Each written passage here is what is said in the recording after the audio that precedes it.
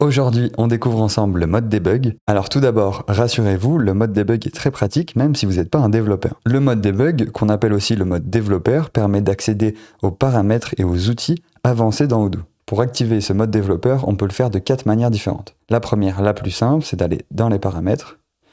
Tout en bas, on va activer le mode développeur. Pour savoir si le mode debug s'est bien activé, on peut vérifier en haut à droite si on a bien le nom technique de notre base de données, ça veut dire que vous êtes dans le mode développeur ou le mode debug. La deuxième manière, c'est de taper directement dans l'URL.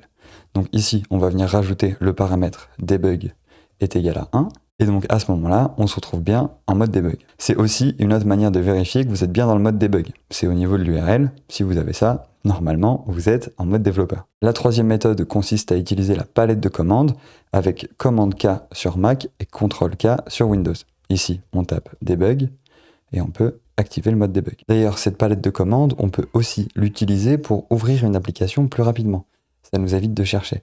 On fait un slash et le nom de l'application.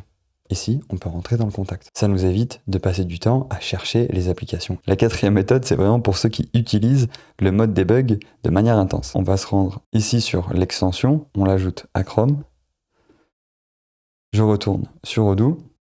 Alors, n'hésitez pas à l'épingler si vous ne l'avez pas directement. Maintenant, avec l'extension, je peux simplement cliquer dessus et je vais rentrer dans le mode debug directement. Si pour le moment, c'est toujours pas clair à quoi sert ce mode développeur, c'est normal. Vous inquiétez pas, dans la prochaine vidéo, on va importer et exporter des données et à ce moment-là, on va s'en servir.